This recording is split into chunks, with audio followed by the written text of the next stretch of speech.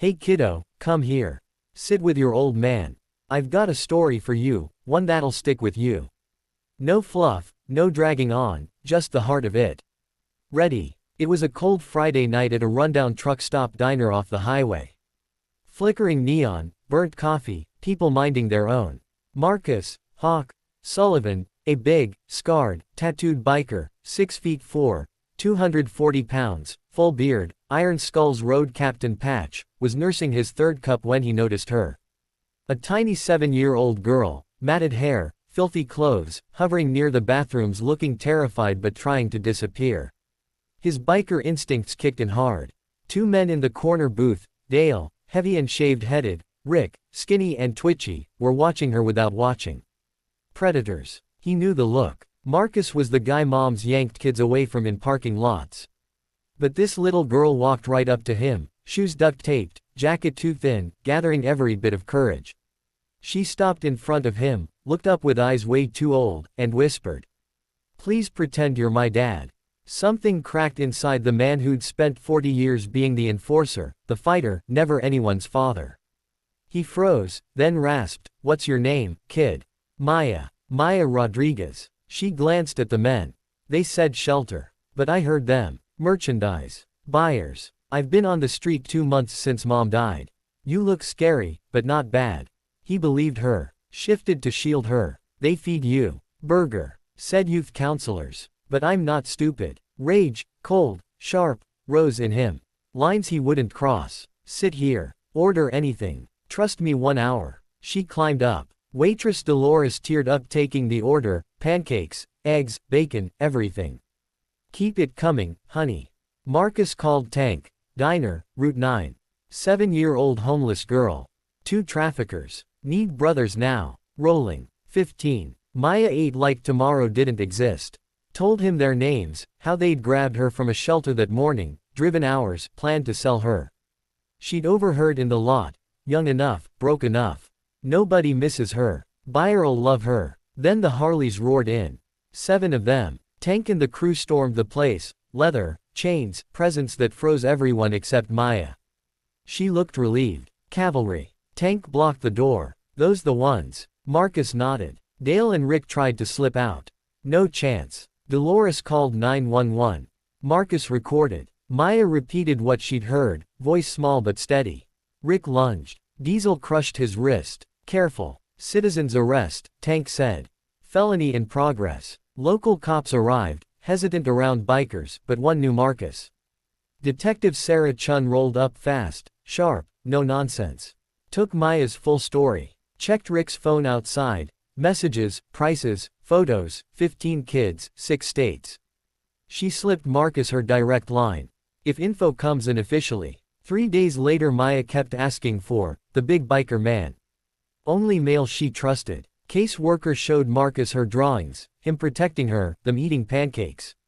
Visits started. Maya slowly opened up. Mom's overdose, shelters, fear, wanting to be a vet because animals don't hurt you. The club dug. Tips poured in, vans at camps, shady shelter volunteers. Passed to Chun. Raids hit. Kids recovered. Network exposed. Maya's nightmares exploded knowing how big it was. Marcus went daily. She asked if Mom would hate her for everything. "None of it your fault. You're the bravest." She'd be proud. "I wish you could be my dad." Case worker. Adoption possible. Recommendations strong despite his record. He'd need to prove it. Classes, inspections, everything. Club church meeting. Unanimous support. You break the cycle, brother. 6 months. Sold bike, bought house, purple room. Club built shelves, painted, taught hair, installed security. Maya picked. Colors, decorations, knew it was real. "Why me? You asked me to pretend. I don't want pretend anymore." Courtroom packed. Iron Skulls in their best, respectable. Judge approved. Maya flew into his arms. "Dad. First year rough, nightmares, panic, school catch-up. Marcus learned cooking, braids, homework. Messed up plenty. Showed up anyway. Club became uncles, taught her to punch, draw, ride bike, fix engines. Investigation closed. 73 arrests, 42 kids saved. Dale and Rick got 40 years each. Maya healed. Soccer, friends, straight A's, bright drawings, real laughs. Anniversary party at clubhouse. Purple balloons, cake. Her gift. Tiny leather jacket. Maya Sullivan, Iron Skull's princess. She posed. I look like you. You're cooler, kid. One night text. Detective Chun's niece missing. Marcus forwarded to crew. Phones lit up. Rolling. Maya patted in sleepy. Helping find someone. Yeah, you always do. She curled under his arm, safe. Marcus held her, thinking how 5 whispered words changed everything. Scary biker became dad. Outlaws became protectors. Redemption in leather and Harleys. Not on our watch. Never again. Sleep tight, kid. Love you. Hey kiddo, you want more? Alright, pull up closer. Your old man's got plenty left in the tank. Let's keep going, pick up right where we left off that night. Maya curled up under my arm, safe, while the crew was already rolling out to hunt for Detective Chun's missing niece. Marcus stared at the ceiling long after Maya's breathing evened out. Her little hand still clutched his shirt like she was afraid he'd vanish if she let go. He thought about James Chun's text. 3 days missing. Police, looking. That phrase always meant the clock was bleeding out fast. By dawn he was up, coffee black and strong, kissing Maya's forehead before she woke. Gotta go help find someone, princess. School bus at 7:40. Tank's old lady Lisa's coming to sit with you till I'm back. Maya blinked sleepy eyes. You'll find her, right? Always do what we can, kid. You know the rule. Not on our watch, she whispered, hugging his neck. He rode out in the new black pickup, still felt wrong without the rumble of a Harley under him, but no way was he risking Maya's future on 2 wheels anymore. Met the crew at the old warehouse they used for off-books work. Tank, Razor, Smoke, Diesel, Chains, and 3 prospects already had maps spread, laptops open, burner phones charging. Tank slid him a folder. Girl's name is Lena Chun. 14. Last seen leaving her high school track practice 3 days ago. No ransom, no body, no witnesses talking. Phone pinged near an old industrial park off I-95 before it went dark. Marcus flipped pages. School photo. Dark hair, shy smile, same sharp eyes as her Aunt Sarah. Any connection to the network we've been chasing?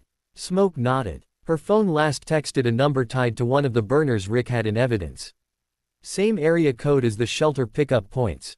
Could be coincidence. Could be bait. Diesel cracked knuckles. We hitting the industrial park. Quiet first, Marcus said. No loud pipes, no colors showing till we know what we're walking into. Prospect scout on foot. Rest of us roll cages. Chun's meeting us at the county line in an hour, off the record.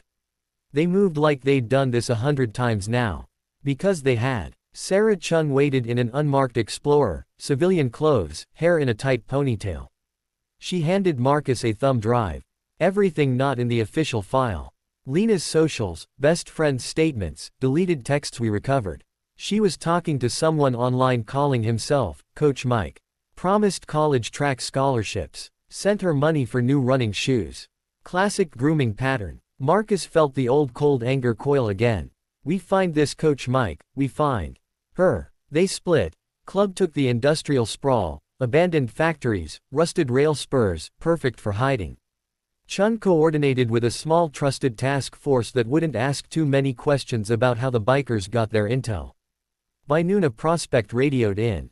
Found a white panel van, no plates, parked behind Building 17.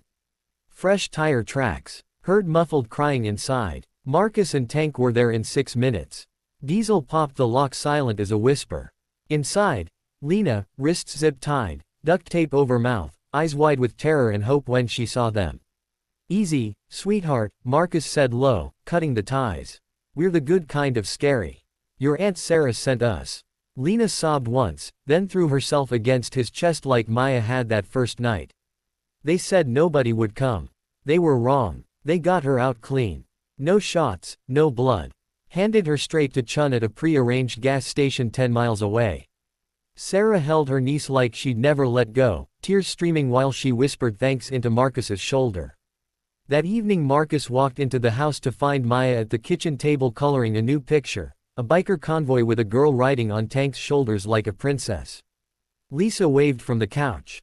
She insisted on staying up. Maya ran and jumped. Did you find her? Yeah, kid, we did. She beamed. Told you. Next morning the club sat around the table at the diner where it all started. Dolores brought coffee and pancakes without asking. Maya sat between Marcus and Tank, swinging her legs, wearing her too big leather jacket.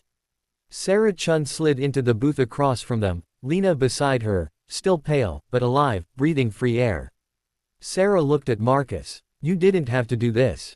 Any of it. Didn't have to, he said. Chose to. Lena met Maya's eyes. Thanks for letting them help me. Maya shrugged like it was obvious. That's what family does. The word hung there. Family. Over the next year the Iron Skulls quietly became something else. Not just a club. A shadow network. Parents who'd lost kids started texting that private number Sarah kept handing out.